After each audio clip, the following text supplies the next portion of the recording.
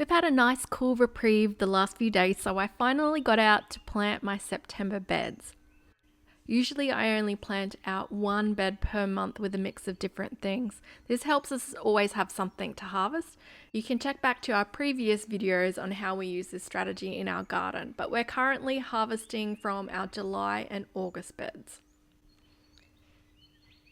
I was going to plant my tomatoes in grow bags, but after pulling out my garlic, I figured because I hadn't grown tomatoes here before and the space was free that I would use it, along with a bunch of other leftover stuff that I just had in my greenhouse. These are tomatoes that I sowed back in July. I have a black cherry, a black crim, a cherry Roma, and a cherry honeybee, all of which are indeterminate varieties, so they're kind of harder to keep contained in pots as they will just keep growing.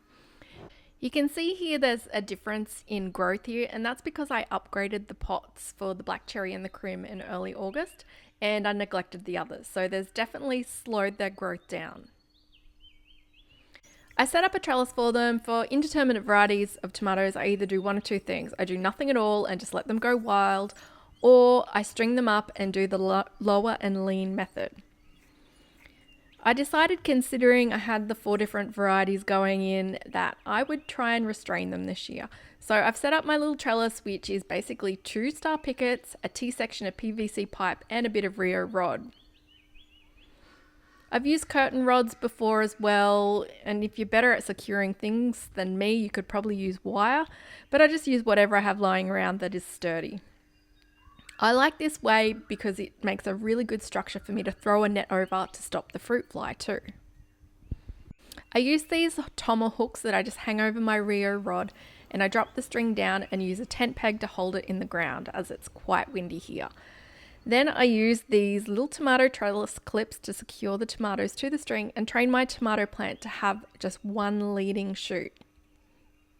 Once the tomato reaches the top, I can unravel a length and move the tomahawk across, and it gives more space for the tomatoes to grow. I really don't need this many tomato plants. I think we could survive off one cherry Roma all summer, but it is nice to have this variety and also contingency if something happens. Now, I don't normally plant so many tomatoes over summer. They're usually an autumn crop for us because of all of the rain that we get. It can cause a lot of issues with disease and also the battling with fruit fly. I usually stick to resilient types. The cherry Roma is usually pretty good over summer, but the black crim is going to be a real risk for us this time of year in the subtropics.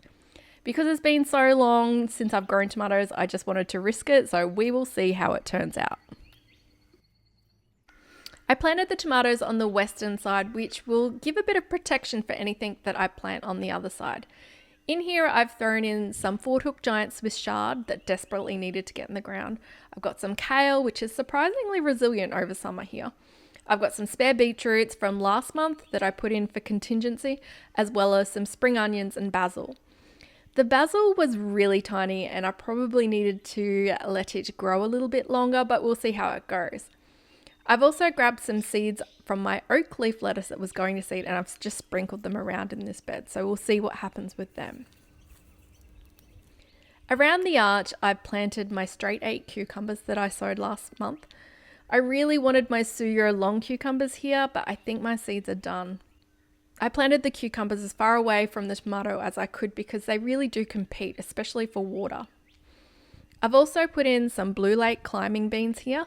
The Blue Lake climbing beans are really quite prolific and tasty, but they do not love the humidity and are really prone to getting rust. So I figure if I get a run in before the rains come, then I'll be happy, and I will switch them out with some snake beans in January.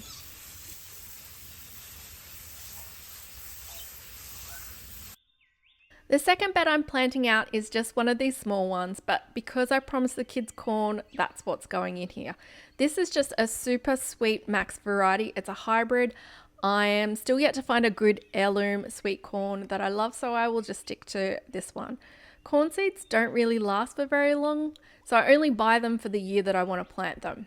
I always plant in a grid with 12 plants as a minimum, and that's what I'm putting in this space. If you don't plant in a grid, you might find that your kernels don't fully form due to that lack of pollination. It's also best you don't plant multiple varieties at the same time, as they do cross and it does affect their taste, especially if you're growing a popcorn or a maize next to a sweet corn. Corn seeds are notorious for rotting, so I only water them once and then I wait for them to come up. They should germinate quite quickly. On the eastern edge, I'm planting some lettuce. These are just a brown romaine lettuce. They don't fully form a head like other cos varieties, so they aren't actually too bad to grow over the warmer months. I'll be taking advantage of the corn's height as protection from that afternoon heat as it grows. On the northern and western edges, I'm going to plant some bush beans. This is a red rooster Bellotti bean. I haven't grown this in ages. Someone suggested it in the comments last month about trying this one because it's nice and colorful and easy to spot. I haven't grown this for a long time because when I did plant it, I had issues with bean fly at the time. And I actually thought it was the bean. I didn't realize that I was having a bean fly problem. So I'm giving it another go. This can be eaten like a green bean. If you let the seeds dry out, it's basically a Bellotti bean. Normally with this combination, I would also plant a cucumber, but because I've planted them along the arch and I planted some last month, I think we will have plenty.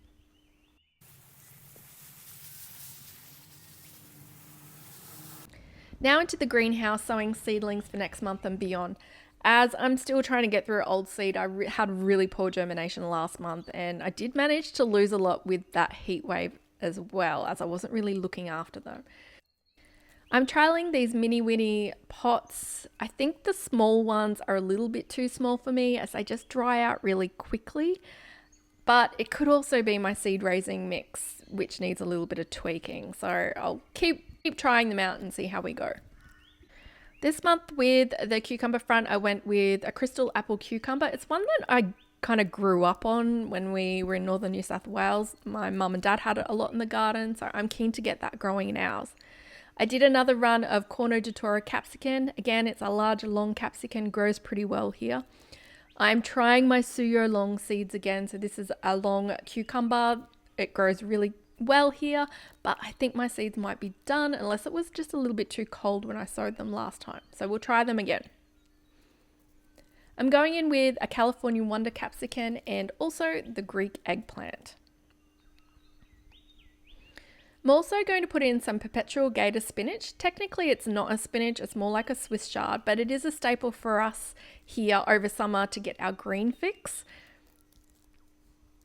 And of course, as always, I'm going in with loads of spring onions and lettuce. The lettuce varieties I've chosen for this month is the Butter Crunch, and we loved our Marvel of Four Seasons from the July bed so much that I'm going to go in with those as well.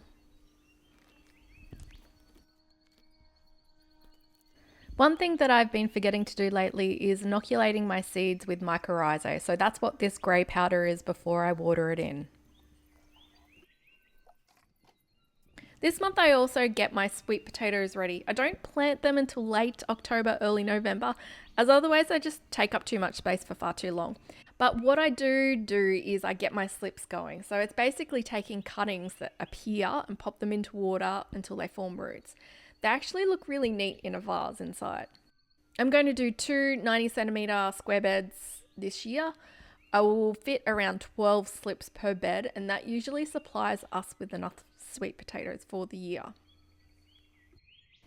Anyway, that's it for what we're planting in September here in Subtropical Australia.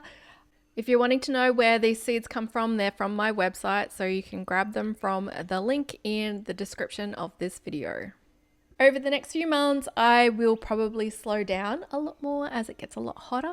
But thank you so much for watching, and I will see you guys next time.